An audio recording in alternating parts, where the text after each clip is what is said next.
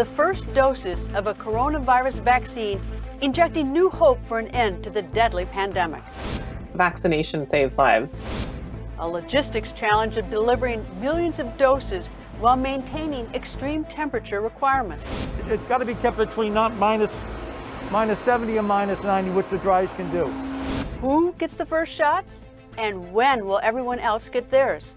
Answers to those questions and more on Plugged In, the COVID vaccine.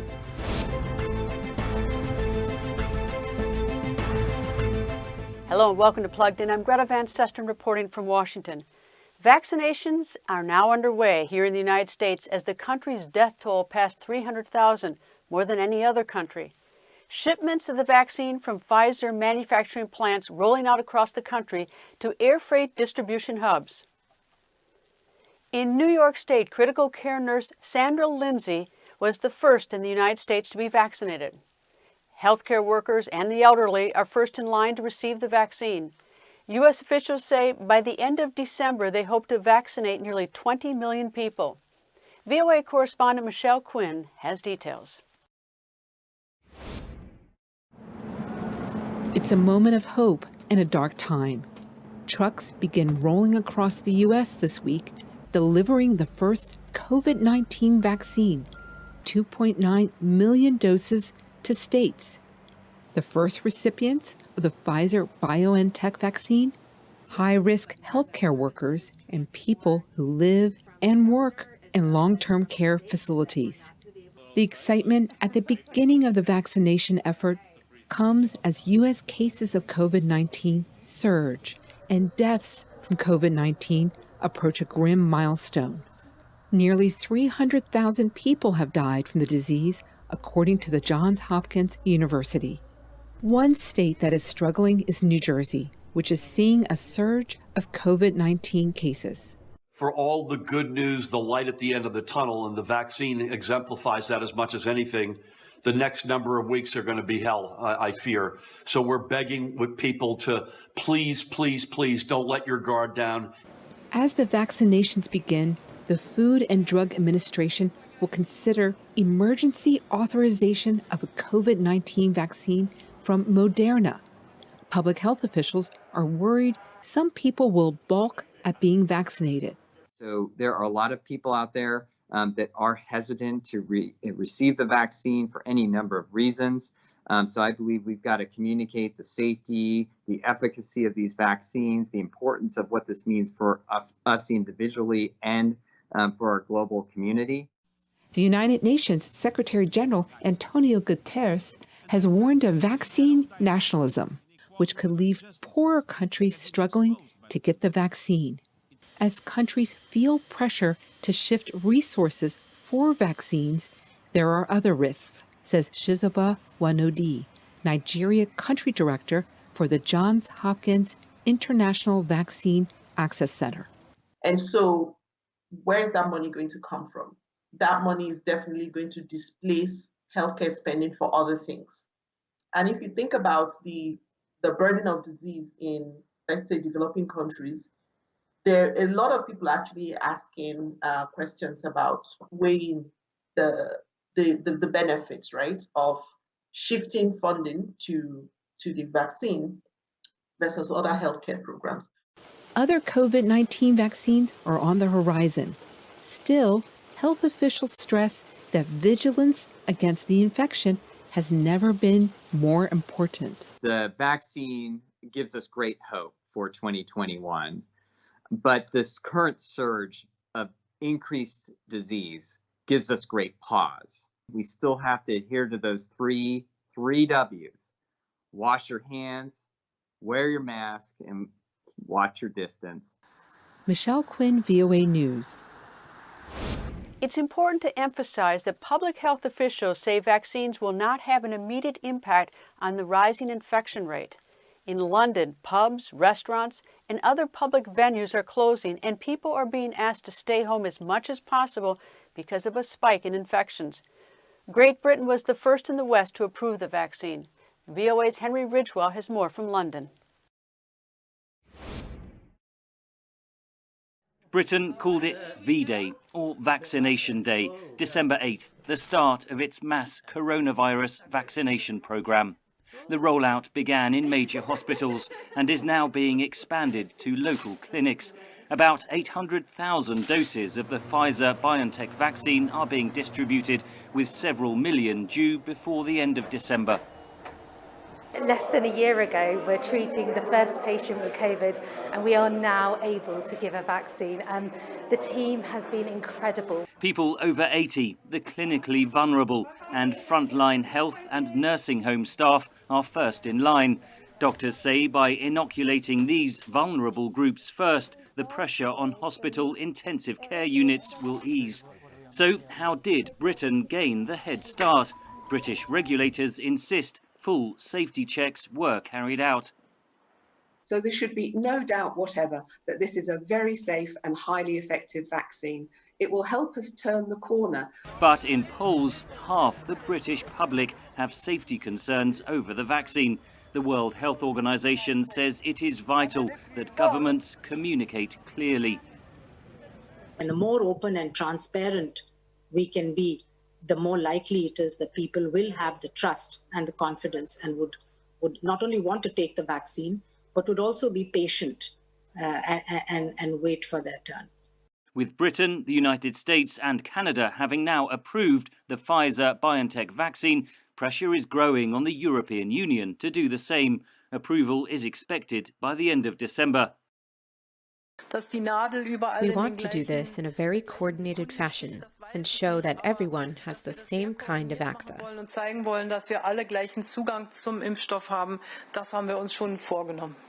But that access will not be available to billions of people around the world. Aid agencies accuse rich countries of hoarding the vaccine. 9 out of 10 people in poor countries are not going to receive a vaccine next year and possibly for years to come. Scientists say the world will not get back to normal until there is a global rollout of vaccinations. Somewhere between 70 and 80% of the population worldwide will need now to be vaccinated. That would require billions of doses of vaccine and is likely to take many months or years. Henry Ridgewell for VOA News, London. Great Britain and Europe face some unique distribution challenges. I spoke to VOA's Henry Ridgewell from London. Well, the primary challenge really is the supply of the vaccine. We know that Britain was the first country to approve the Pfizer-BioNTech vaccine. It had initially ordered 40 million doses. The first batch includes 800,000 doses, and they are here, they're in the country. We've got another 4 million that are due to be delivered before the end of the year, but we do know that Pfizer is having some production issues just getting hold of those raw materials that are required to make this vaccine. It's using genetic material that other vaccines haven't done in the past, and keeping that and getting all that raw material together is proving a challenge. That's number one. Now, for those vaccines that have arrived in the country, they have to be stored at -70 degrees throughout the entire storage and transportation chain. So they are being taken either by truck, by refrigerated frozen truck from the production site, which is in Belgium, across through the Eurotunnel into Dover, and then into storage sites at hospitals or at warehouses across the country. Now, we're expecting this week here in the United States that besides the Pfizer vaccine, the Moderna vaccine. Do you have any idea when the Moderna vaccine, I assume that the MHRA, which is your regulatory organization, is going to rule on the Moderna? I don't know yet when the Moderna vaccine is going to be approved. We do know that the MHRA is using the same processes on both the Moderna vaccine and the Oxford AstraZeneca vaccine that it did on the Pfizer-BioNTech vaccine, in that the testing stages, that safety approval process, was done in tandem with the trial. So the usual process is the drug company will run a trial, the results will be produced, the regulatory bodies then go back and look at the data that has been produced, and then they will give approval. And that process can normally take a couple of years at least. We know what the MHRA have done is they've been doing that approval process as the trial has been taking place, taking in the data in real time, if you like, And they've been doing that not only with Pfizer, but also with Moderna and Oxford AstraZeneca. I mean, our country, the UK and USA are great friends, but many Americans wondered how the UK beat us to okaying the Pfizer drug, how MHRA beat FDA. But it got our nose a little out of joint that you beat us.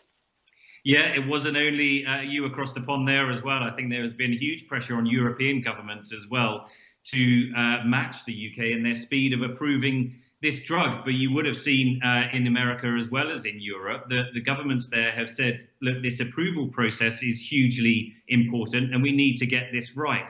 If regulatory bodies got this wrong and there were adverse side effects, imagine what that would do to public trust in not only this vaccine, but any other vaccine, not only for the coronavirus, but other diseases that would be produced from here on in. So that's the argument of the regulatory bodies. The MHRA here in Britain says, well, this is the process we followed. Unlike other bodies, we have done our approval process in tandem with the drug companies running the trials. We are 100% sure that our approval process is watertight. In their words, no corners have been cut. But here in the United States, we're all great fans of the Queen. You know, we all love the Queen too. Has she spoken at all about the vaccine? Is she getting the vaccine soon? She's an older woman, but so she might be eligible a little sooner than most. Well, indeed, she's in her 90s, and going by the list of those eligible, she would be absolutely in the top group. So the top level of people is care home residents and carers, and then number 2 is people who are over 80. So she should be offered the vaccine if she hasn't already before the end of the year. She and the royal family at large have not spoken yet about their intention or otherwise to take the vaccine. But one would have thought that she could play a key role in persuading the public to do so, that this is safe. Many scientists I've spoken to over the course of the past weeks or months say that figures in the public eye, and there is no greater figure in the public eye than the Queen here, or perhaps around the world, can play a really huge role in persuading people to do this. Politicians and all former prime ministers, and as in America, I think many former presidents have offered to take this vaccine live on camera and to be shown to be taking this. So I can see a key role here for the royal family if they are keen to do so. Of course, they have been trying to keep somewhat out of the public eye in recent months with difficult times with certain members of the royal family, Prince Harry and Prince Andrew among them. And so perhaps this would be a way to step back into the public eye, if you like, and play a very, very positive role. How about your prime minister? Has he taken it? Does he intend to take it publicly? You make reference to our former presidents. President Bush and President Clinton said they will do it on camera. They are over 65. President Obama, likewise, he is under 65. But what about your prime minister? He hasn't said he will do it live on camera, although he has said he would take it as soon as he is eligible. I suppose what politicians want to avoid doing is to look like they're jumping the queue by any means. But he has said that this vaccine is safe and that he will be keen to take it. You know, it's interesting. You speak to different people. My parents are both, you know, in those top groups as well to be eligible to take it. And for many, many older people who have not perhaps seen their family for several months, for those residents of nursing homes who haven't hugged their family for so many months, isn't this a ray of hope, a ray of sunshine that might all soon be over, that they can see their families again? And that's the case for millions, billions of people around the world. And it's going to be a difficult job for governments and global institutions like the World Health Organization to manage that expectation. And that was spoken of at a meeting this week in Geneva by the WHO about how you get people to be patient, to wait their turn. They've got to fight that battle on the one hand, and then persuade those who don't want to take the vaccine to do so on the other hand. So, you know, we've got over the major scientific challenges in producing these vaccines. The next big challenge is those social challenges of getting the administration of the vaccinations right. Henry, thank you very much. And if I don't talk to you before the new year, Happy New Year. Well, I'm glad to get 2020 behind us, as I'm sure you Absolutely. will be too. Yeah, let's hope the new year brings good things. Vaccine distribution in the U.S. is an effort that requires the government and private business sectors to work together. The first installment of the Pfizer vaccine, which is roughly 3 million doses, will be delivered to 600 distribution centers across the country. Rival shipping companies, UPS and FedEx, are splitting delivery duties. UPS is delivering vaccines to the U.S. Eastern region, while FedEx delivers to the West. Both companies say they are prioritizing and tracking the vaccine shipments, which are packed in dry ice with temperature sensors to monitor and track the precious, life-saving cargo. Getting tested for COVID-19 has proved to be challenging with long lines at test sites and frequently delayed results. Now several experts who are trying to close the testing gap say technology is creating new breakthroughs in how we test for the virus. VOA's Matt Dibble tells us more from San Francisco.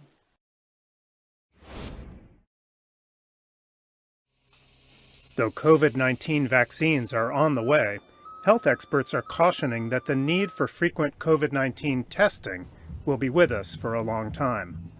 Adequately testing the U.S. population has been a persistent challenge. Now there is hope for a new approach: self-testing at home. Rapid, sensitive, specific home testing, even one that you might not even need a prescription for, so that people can have within their own power to know. Recent technological advances suggest that widespread home testing is within reach. The U.S. Food and Drug Administration has authorized the first at-home COVID-19 test that generates results in less than an hour. Dr. John Chu led clinical studies of the test. It is essentially a lab test at home. On par, or at least close to par, as what we consider the gold standard PCR testing. There are enzymes in these solutions so that when the sample is placed, it amplifies the amount of genetic material that's there. The detector can detect it, and then within 30 minutes, a result will come out. How much nicer would it be for it to be able to be done at home and keep people isolated? Chu says the tests will also provide an advantage when used in clinics. When we can get results that are lab quality very quickly, we can help make decisions very quickly. The company plans widespread distribution of the test in the U.S. this spring. Another breakthrough in testing comes from artificial intelligence. Researchers at the University of Oklahoma found that the cough of a person infected with COVID-19 has a unique sound signature that can be detected using AI, even in people with no discernible symptoms. Then we built on that initial finding to try to create an app. The app first had to learn to isolate a cough sound from all the background noise. About 50,000 different type of coughs were used to train it, and then almost same number of non-cough sounds were used. Then the app was fine-tuned using the coughs of COVID-19 patients. Similar research at the Massachusetts Institute of Technology shows AI can detect a COVID-19 cough with nearly 100% accuracy. Industry groups around the world have joined the race to bring cough-detecting apps to the public. The beauty of this is that it is low cost and it is repeatable, and it can be done every day, and it can be done several times a day. In 2021, testing for COVID-19 may become just another part of our daily routines. Matt Dibble for VOA News, San Francisco. Since the beginning of the pandemic, healthcare workers have faced a monumental task, caring for COVID-19 patients and encouraging best practices like hand washing and mask wearing, while also addressing legitimate concerns about vaccine production and safety. Rupali LeMay is an infectious disease expert specializing in vaccine behavior at the Johns Hopkins Bloomberg School of Public Health. We spoke earlier about how public health officials are trying to educate and encourage the general public to get vaccinated.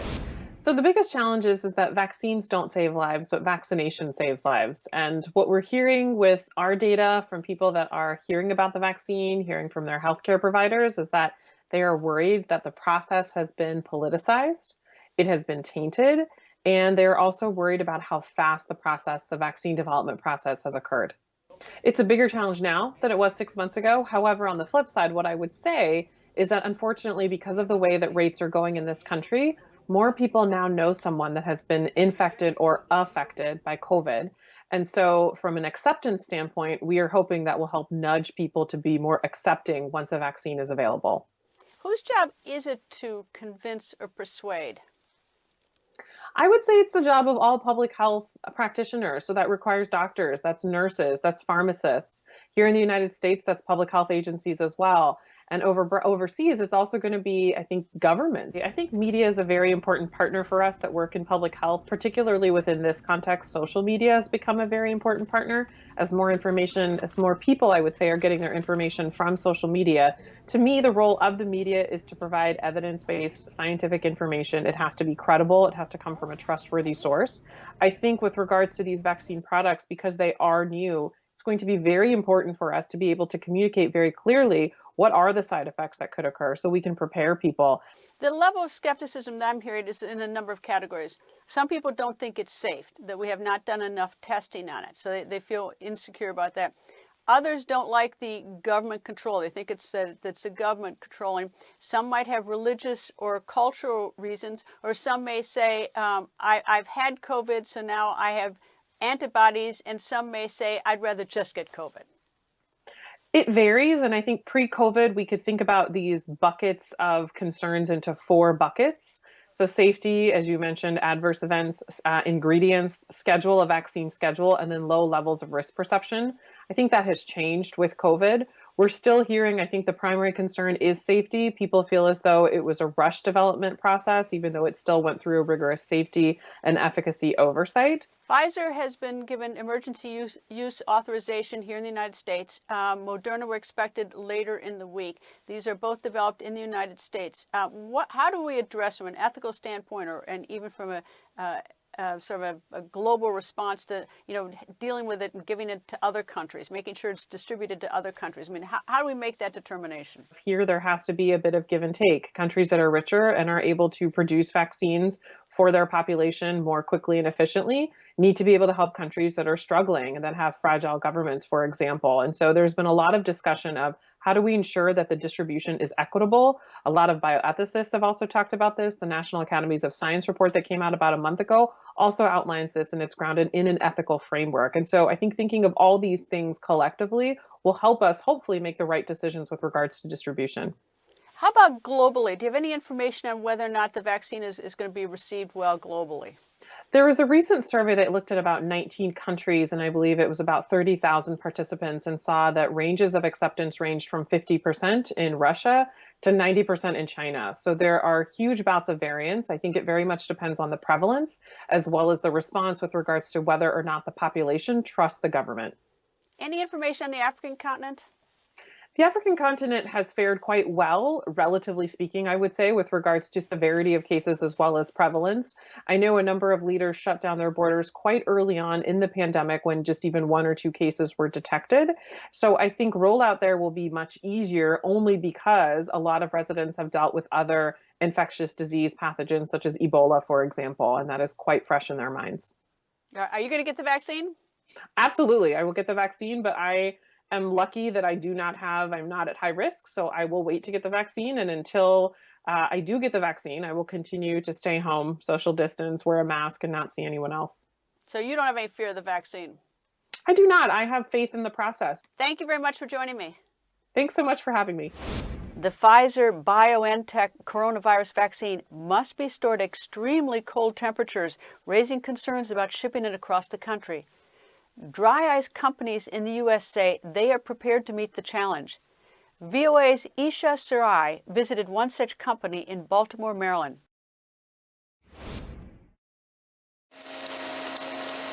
As the U.S. moves the Pfizer-BioNTech vaccine against the coronavirus, a big challenge will be keeping the vaccine cold. It's got to be kept between not minus 70 and minus 90, which the dry ice can do. But this dry ice maker in Baltimore, with decades of experience and 5 warehouse employees, says it won't be competing for business. This is going to be a national deal. I don't believe there's any one dry ice company that can take care of all that. Most companies like Capital Carbonic are already producing the specific size and shape of ice. Pfizer, and likely other vaccine companies, would require the ice to come in a pellet smaller than the standard 5/8 size. It's a lot, it'll fit down in the boxes a lot more than a regular 5/8 standard pellet. This is for a lot of biomedical researchers that use this. Although the task seems daunting, Weldon says that having worked with the National Institute of Health for years, his company is up to the challenge. We're ready. I mean, our tanks are full. You know, I mean, we're capable of running 7 days a week. And Capital Carbonic does expect that once distribution starts, dry ice production will be a 24/7 job. Isha Sarai, VOA News, Baltimore. The COVID-19 pandemic has affected restaurants and small businesses particularly hard, with many stores scaling back hours, laying off workers, or closing permanently. In New York City, one of the country's oldest and most famous bookstores is getting a helping hand. The story from VOA's Anna Nelson. My first memory is walking into the store and just kind of seeing it kind of painted ghostly gray, and seeing all the walls of books everywhere and smelling that kind of chocolatey, and seeing my grandpa and my dad working side by side at the buying desk, heading straight back to the children's section where it was just candy colored books, and I felt like such a princess because I could pick out any book. Nancy Bass Wyden is the third generation of the Strand owners. 93 years ago, her grandfather opened the store that later became one of New York City's most famous bookstores. Today, the Strand is in a myriad of New York City guides as one of the most unusual, largest, and oldest bookstores in the world. This is the most expensive book in the store's current possession, and it's a limited signed edition of James Joyce's Ulysses, all of which were signed by Henri Matisse, who was the artist who illustrated it, signed also by James Joyce. The Strand has survived the Great Depression, 2 World Wars, and 9/11, but the COVID pandemic has become the store's biggest challenge. The store was closed for 4 months, and its financial troubles are getting worse. Of course, at first it was very painful, and I very much felt all alone, and I didn't know what am I going to do next. So I decided I would write a letter, a heartfelt letter, and appeal to our customers and my friends and see if they would. The only ask was, would you buy your holiday gifts from us? 3 hours after the post was published, the Strand's website crashed. 25,000 online orders came in simultaneously. Before the pandemic, the daily average was around 300. We had one lady from the Bronx, and she put in an order of 197 copies of, and we've had people just volunteering to give our employees pizza parties. I mean, lots of $500 gift cards. The packaging department couldn't manage the tsunami of orders, so Wyden joined them. The store's employees voluntarily came into work on weekends to help with the orders. It was sort of a combination of wow and uh-oh. Yeah, you know, we instantly started figuring out how are we going to do this. Thank you, New York, for today. At the same time, a giant line snaked outside the Strand's entrance. For the first time since mid-March, New Yorkers in large numbers came to the bookstore. It's really sad. So everyone's getting books this year for Christmas. Everyone I know. Thanks to simple acts of generosity, Wyden says the store will survive however many more months of the pandemic there are. I have to think that my grandpa and dad are looking down at this turn of events and are absolutely floored and cannot believe this phenomenon. And I never would have imagined this outpouring of love. For Anna Nelson in New York, Anna Rice, VOA News. That's all the time we have for now. My thanks to Rupali LeMay from the Johns Hopkins Bloomberg School of Public Health. And stay up to date on the latest news at our website, voanews.com, and follow me on Twitter @Greta. Thank you for being plugged in.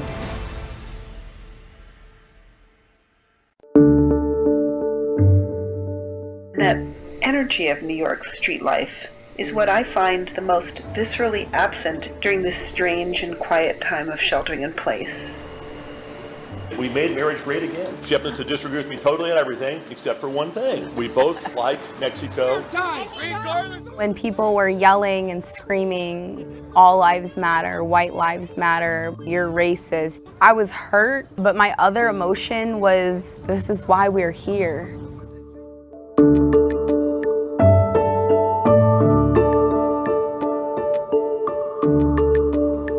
I think my biggest lesson of 2020 is adaptability.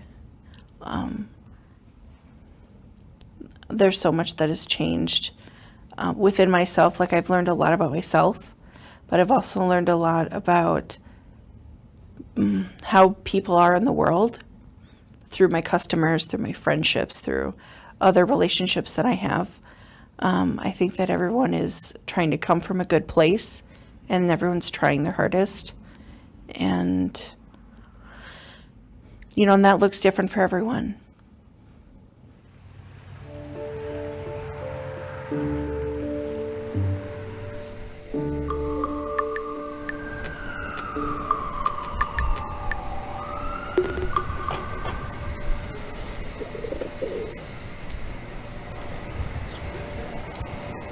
At the Museum of the City of New York, we think a lot about what makes New York, New York. And when we bring it down to just 4 ideas, money, density, diversity, and creativity, they're all rooted in and felt in the vibrant street life of New York. And that energy of New York's street life is what I find the most viscerally absent during this strange and quiet time of sheltering in place, staying at home, social distancing, and quarantine. Use soap and water and watch for at least 20 seconds. Or use hand sanitizer. Please cover your nose and mouth with your elbow when you cough or sneeze.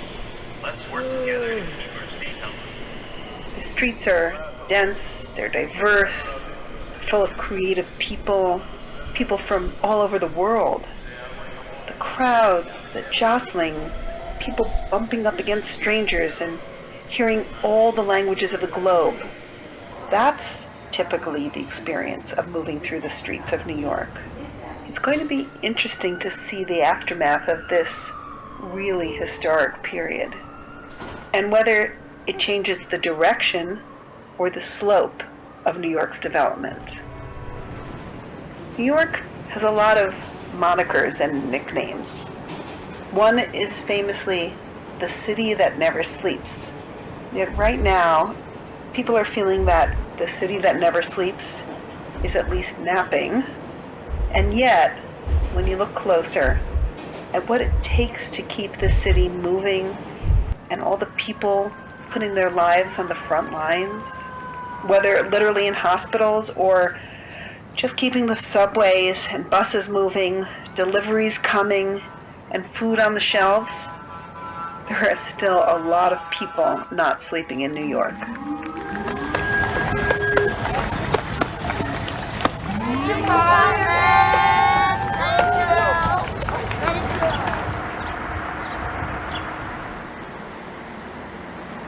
We saw some very surprising things happen in the US. We saw streets closed off to cars and given to restaurants for outdoor seating, to pedestrians to enjoy themselves and walk around. Neighborhoods, slow streets, closed to traffic from the outside just for neighborhood traffic, where you can drive slowly in your neighborhood and you have runners, playing children, and others using that space that was before dedicated for cars. Many of these things will stay around, and it would not have been possible without such a big outside shock that sort of showed us that we have to be innovative.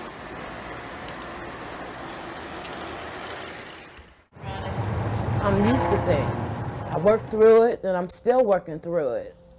The virus and all, health-wise and everything. So just nothing changed. It's still surviving whatever I can, whatever I do, day by day.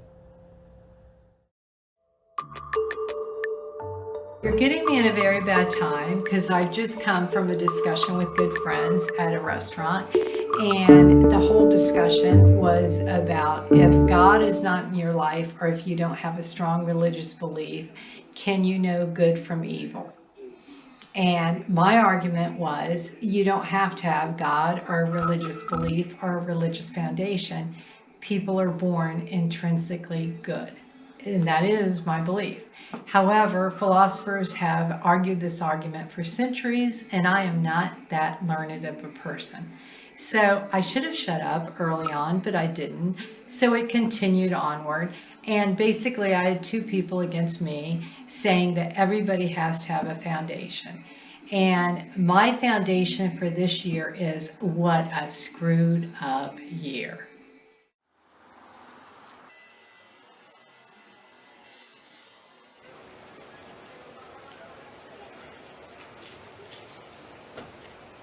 Hi, I'm John Hunter. I'm a conservative. I'm a Trump supporter. I think he's done a great job. Sure, he's got a few character flaws in terms of his personality. He makes fun of the wrong people, I think, sometimes. But otherwise, the results are spectacular. So I support him fully. Hi, my name is Laura Hunter. I'm Mexican.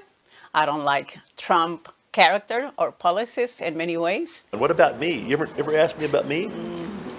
Come here. Come here. I'm holding my little guacamole. Oh! I was started a project called Water Station in 2000, and we started putting water in the desert. Bill was Laura's boyfriend at the time. I guess he read about me in some newspaper, and so they came out to help me. When John got to start Water Station, I was one of the first volunteers. He started this project because in year 2000 there were 29 people that died on this area. Since Operation Gatekeeper, it was very difficult for people to come across. They start going to more desolated areas. Our main goal is to reduce the heat-related deaths in this area here. I took one too. But she would work alongside me, but she was not only real strong and had a heart of a lion, but she was also very feminine. Very rare combination in women. So that's how I met Laura. Be serious. We got rid of the boyfriend, and the rest is history. We flew to Vegas. We had a quick, really fantastic marriage. How does Trump do it, honey? It was fantastic. It was a fantastic marriage, and we made marriage great again. She happens to disagree with me totally on everything, except for one thing. We both like Mexico, even though they hate me here in Mexico. I'm only kidding, just joking. But in my opinion, Trump is killing it, and the people that the left is running right now are a clown show. It's ridiculous. They do not represent middle-class values whatsoever. So I'm an average guy, and I like people that work hard and try hard.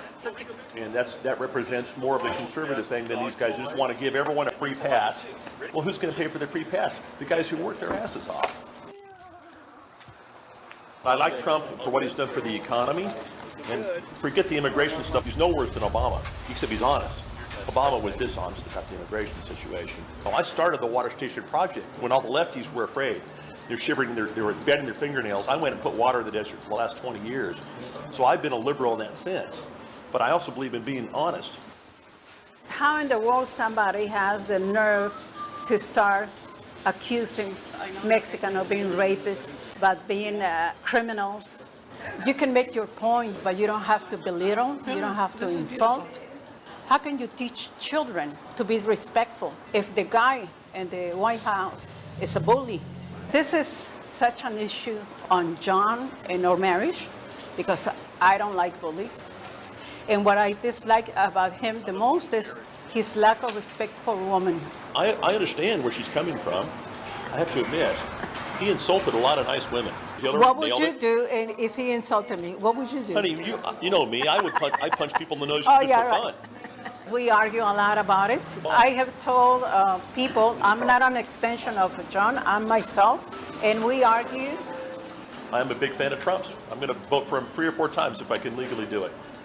Well, guess what? I'm going to block his vote.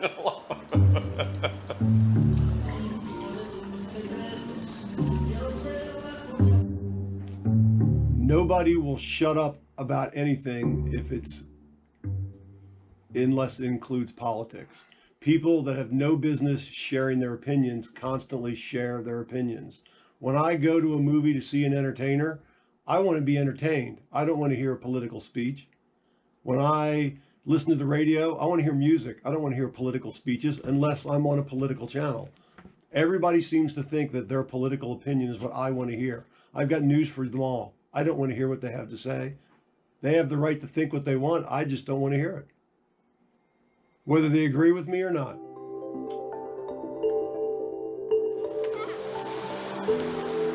Well, the racial issue, I mean, I'm originally from Puerto Rico and I've lived in New York, so I've seen how the system, and I've traveled to a lot of the cities, you know, over 20 years, so I've already known about the racial division and the strife and the limitations, you know, from the different perspectives. I think that it got mass discussed, you know, during this time, and really elaborated the weakness of this region, this hemisphere, with such racial divide.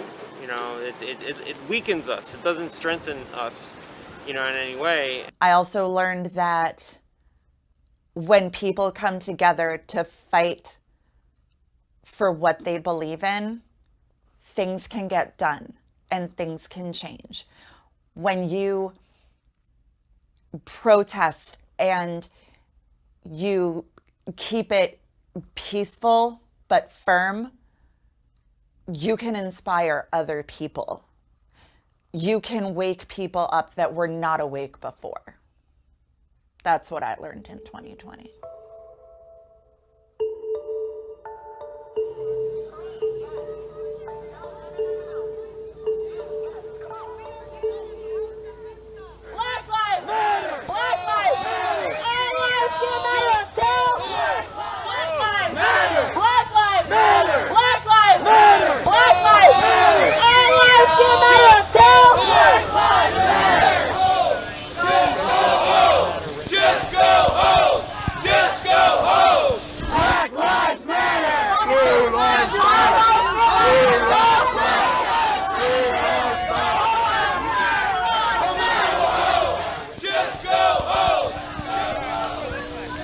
They just burned a Black Lives Matter flag. That's all right.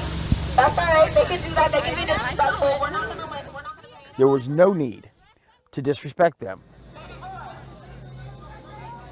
It was very clear to me quickly that we were not dealing with a hostile group of people who are here to wreck and pillage things. I went there yesterday not exactly knowing what to expect, but knowing what I've seen on TV, a large crowd of Black Lives Matters protesters. And not only that, from what I've seen on the TV and media and news, a violent crowd of Black Lives Matters protesters. So that's what I went prepared and to help stop any damage to my friends and families and businesses there in the town.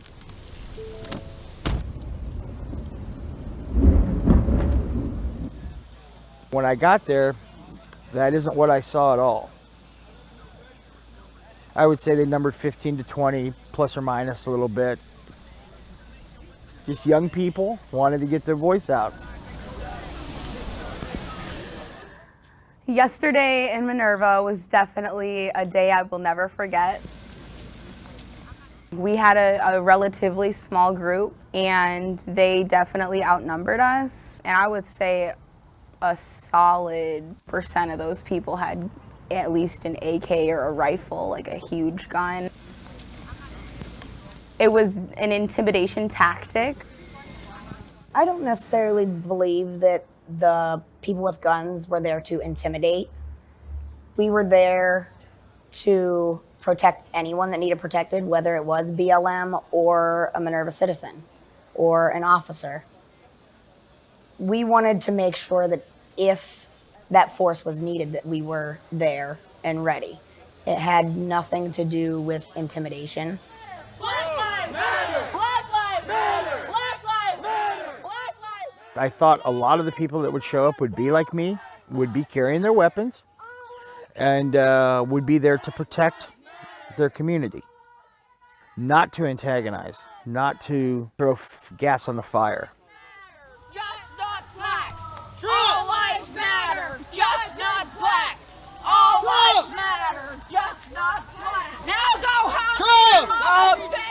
home! Go back home to your mommy's basement!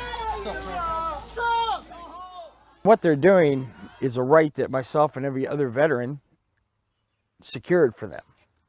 The right to protest, the right to march. That's not a problem.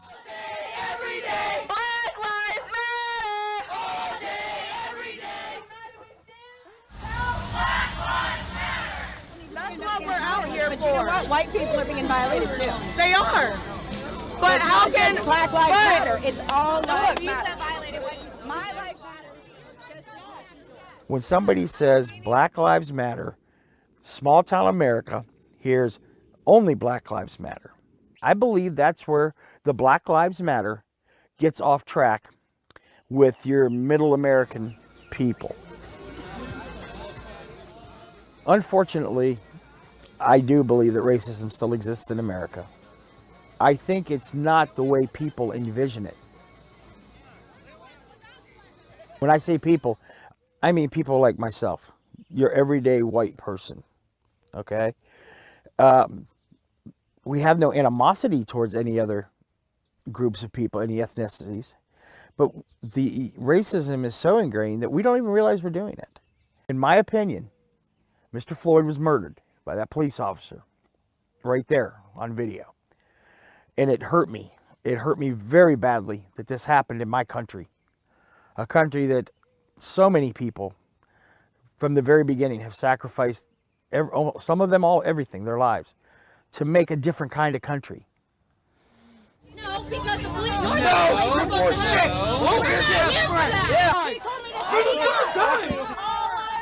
When we say Black Lives Matter, we're not saying only Black Lives Matter.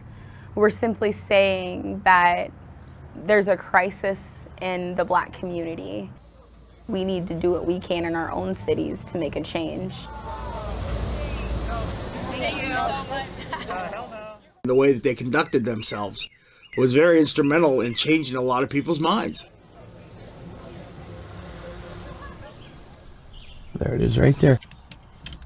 People that showed up probably were not going to burn our town down, but you don't know unless you show up. There were people there saying the N-word. There was some old guy that said it over and over again, and I wanted to smack the F out of him because that's wrong. There were the few that were not a good representation of this town. Towards the end, though, it did have positive. Like, everybody did start talking.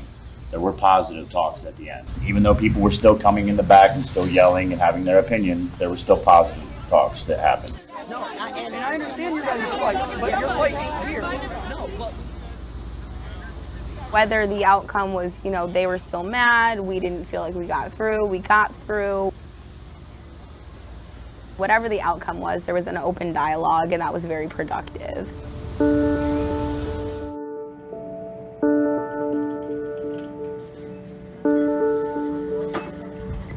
2020 has taught me to be a better teacher. And it's taught me to be a better team member. It's one thing intellectually to say, I'm teaching the Red Scare. I'm teaching World War I and II.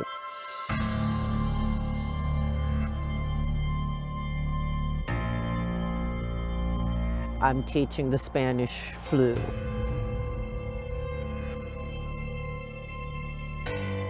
And it's another thing to be living through it and say, oh, this is what my ancestors went through. This is what they were thinking. This is what they must have been feeling. And it's made me more empathetic to the suffering of others, but it's also helped me to see that we haven't changed as much as we want to think we have, and that these currents and patterns of human behavior, it's reinforced that they repeat. But it's also given me a lot of faith that we'll overcome it. We overcame the first Red Scare. We overcame the second Red Scare. Until this moment, Senator, I think I never really gauged your cruelty or your recklessness. This is the third Red Scare. And we've lived through this kind of division before. It's also made me bolder about speaking my truth and stronger when people push back on it to say, no, here's the evidence, this is my truth, and I can't help it if it's not what you want to hear. And I think that, 2020 has been a year where we've had to begin to engage in very difficult conversations. We are one of the poorest counties in the state of Texas. As a doctor like myself in a small community, we can't get funding. The pandemic has taught us how much we need these social ties to people. We need other people. We need the community. And it's also taught us that the discipline that we took for granted in this country, we can't take it for granted. We can't take democracy for granted.